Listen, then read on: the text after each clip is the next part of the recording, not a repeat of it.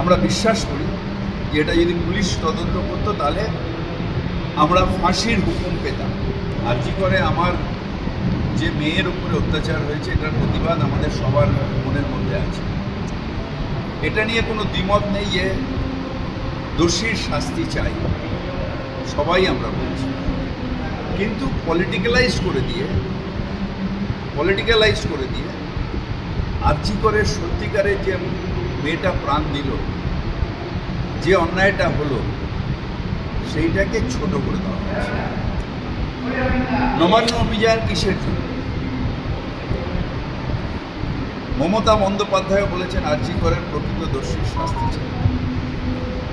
তারা হাইকোর্টে গিয়ে তারা বলেছে পুলিশের উপর বিশ্বাস নেই, আমরা সিবিআই তদন্ত চাই।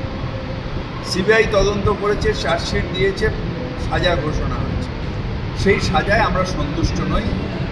আমরা বিশ্বাস করি যে এটা যদি পুলিশ তদন্ত করতো তাহলে আমরা ফাঁসির হুকুম পেতাম।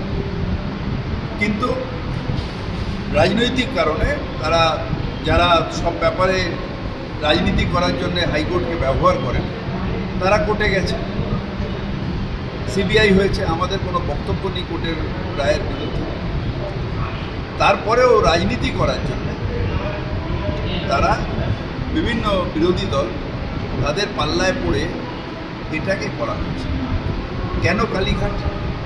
মুখ্যমন্ত্রী বারবার ডাক্তারদের নিয়ে এসে তোমাদের কি দরকার তার দরকার করেছে, যতটা তার সম্ভব হয়েছে তিনি করেছেন ডাক্তারের জন্য। তাহলে অর্থহীন আন্দোলনের কারণটা কি? অর্থহীন আন্দোলনের কারণ হচ্ছে যে করে হোক রাজ্যের যে মামাটি মানুষের সরকার তাকে বদনাম করে, যেটা পারছে না তারা। এখন সারা বাংলার বাঙালি বিদ্বেষের ব্যাপারে, বাঙালির অত্যাচারের উপরে গর্জন করা উচিত। সেখানে এটাকে ডাইভার্ট করার জন্য 1 বছর বাদে তাদের নিজেদের দোষেই কিন্তু ফাঁসির সাজা হয়, বা যা ইনকোয়ারি হবে তাতে আমাদের কোনো বক্তব্য নেই হাইকোর্টের তত্ত্বাবধানে। কিন্তু এইটাকে ঘোরানোর জন্যে বিজেপির পায়ে পা মিলিয়ে অন্য বিরোধী দল তারা এটাকে ডাইভার্ট করছে। এটা অনেক বড়। নিশ্চিতভাবে আর্জি করের ফাঁসি চাই, এটা আমাদের মনের কথা, কিন্তু হয়নি। আর বাদবাকি যা ইনকোয়ারি হচ্ছে হোক, কোনো আপত্তি নেই। কিন্তু বাঙালির ওপর অত্যাচার, এটাকে ডাইভার্ট করার একটা পরিকল্পনা এই অভিযান। মানুষ মুখ্যমন্ত্রীকে মুখ্যমন্ত্রী করেছে।